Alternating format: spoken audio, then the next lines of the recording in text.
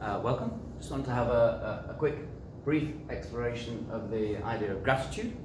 And of course we know that all of these three things, respect, appreciation, and gratitude, are very closely related. Respect is really like the base level of appreciation that we give everybody just because they exist. We don't make a choice about respect, we automatically respect everybody.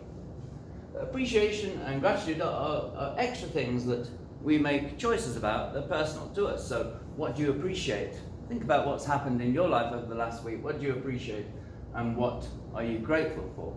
Gratitude is a little bit more than appreciation. Appreciation, for example, you might appreciate the nice weather, but you also might be grateful for it, but you might choose not to because you might say, well, it's just physics.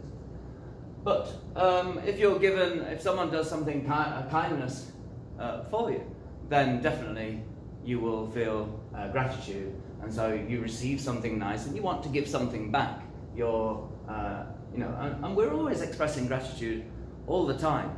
You buy something from the shop, and the shop assistant passes you, you say thank you, and they say thank you. So we're always expressing gratitude.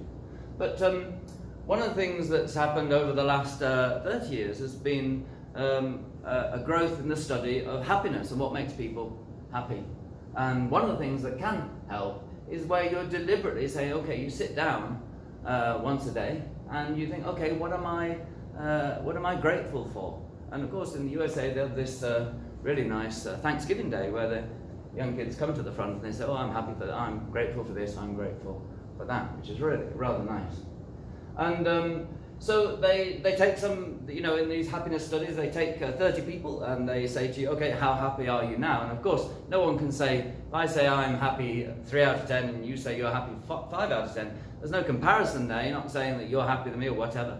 It's just relative to yourself. It's a subjective scale. But they give people, they ask people about their happiness, they put all the data, get all the data, and then they do something like this. So for a month, they would write down every evening what they're grateful for, and they're trying to be specific. So I'm grateful for the weather because I like sunbathing. They try to be regular, so they're doing it every day, not too much, and then they write it down, so make an actual list. These three things tend to increase the amount of happiness. So at the end of the month, then they say, okay, how happy are you? And they can actually measure the effect of being grateful. And when we're talking about gratitude, we're talking about giving and receiving. So when you receive thanks, it makes you feel nice. But we're talking about the act of actually expressing gratitude and feeling gratitude. This idea here, not too much. This is rather strange. That if you do gratitude journaling, the evidence shows that if you do gratitude journaling for about 2 weeks, it starts to make you unhappy because oh my God, I've got to be grateful again. I've already been grateful for that, and you start to. So if you're going to do the idea once a week possibly is a good idea, and maybe on on Thursday when we can reflect back. Okay, what's happened in school, and so just have a think. What are you grateful for? And just do this silently, just for a few minutes, and just see what you're grateful for. What's happened in the last few days? What are you grateful for? Think about your friends, think about your family, think about the school. Just have a pause. You're not going to share this with anyone. What are you grateful for?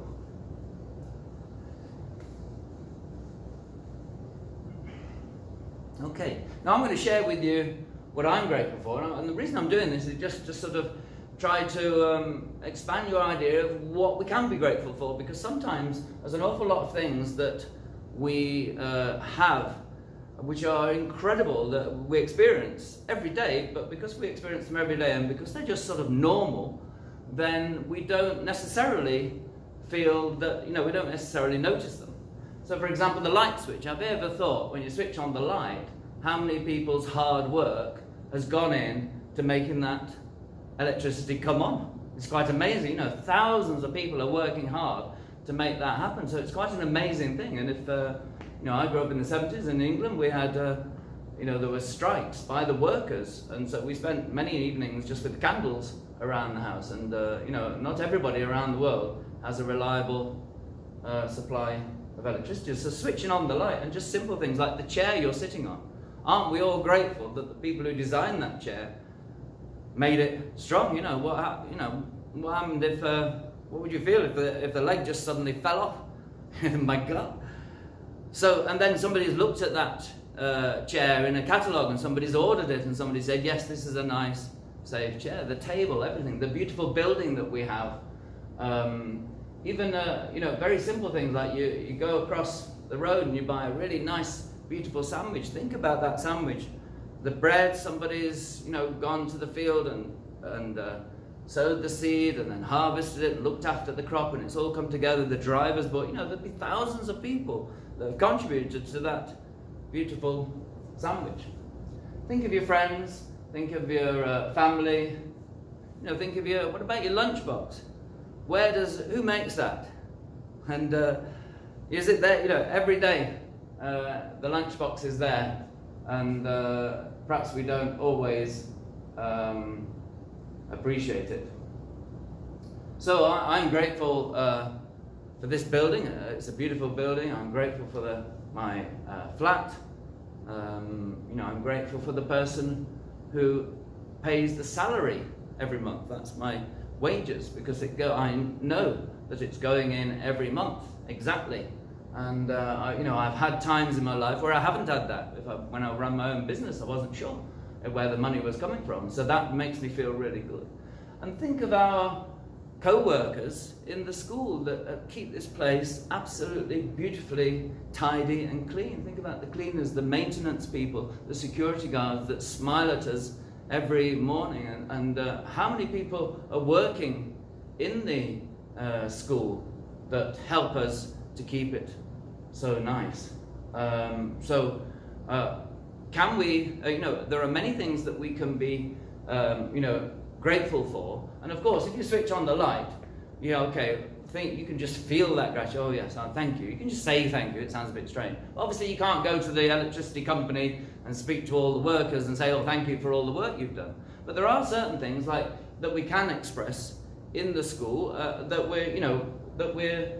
we got a chance and an opportunity, like the people, the co-workers, the security guards. We can thank them for all the work they do and for always being that smiling face when we enter the school and for keeping us safe. And we can thank the cleaners for all the work they do. And we can thank the teachers, maybe.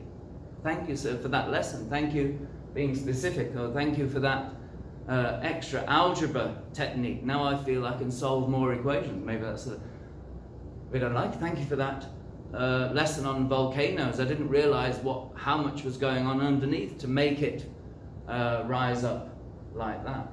So expressing gratitude and appreciating each other, apart from, it's just a nice thing. It's just nicer to be in an environment where we appreciate each other and where we're grateful for each other. That's just nicer to be. But it also has, there's science in there, because you say, okay, what does it happen? How does it affect our education? There is some science in there in terms of the data. Because in terms of the happiness studies, one of the studies they did was they took 30 students, two groups of 30 students of equal problem-solving ability, and they gave them a problem-solving exam. Now, one group of students, they gave a bag of sweets just before the exam. Now, they're not eating these sweets. We're not talking about a sugar rush. They're just looking at that bag. Oh, that's nice, a bag of sweets. Put it in the pocket, take the exam. Now, because of their appreciation and their gratitude for that, for those sweets that they were given before the exam, then they did better, statistically, not hugely, but they did better than the other group. So this idea is that if we appreciate each other and we're grateful for each other, then we're actually solving problems better and learning better. And as we know, and it is well known that happy people do better, happy people learn skills more quickly, new skills. So it's all of greater benefit, apart from the obvious reason that it's so nice to express gratitude and we enjoy receiving gratitude. So, what does it mean for us? What does it mean for us as a school? I'm not going to say what it means for us. I think it's a good idea for you to discuss in your tutor groups, your year leaders, your class leaders, all the people who've stood up and taken some responsibility to think about that. I mean, do we have a gratitude day? Do we have, gratitude Thursday?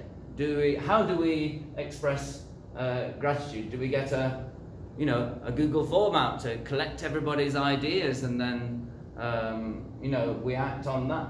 But think about thanking your teacher. Think about sending them an email, and be specific when you do. If you do, it's your choice. No one's saying you must do that. Only do it with your feeling. Yes, I appreciate that. Yes, definitely I appreciate it. Don't do anything. We're not forcing you to do this. This is a choice that you're choosing to express gratitude. Okay.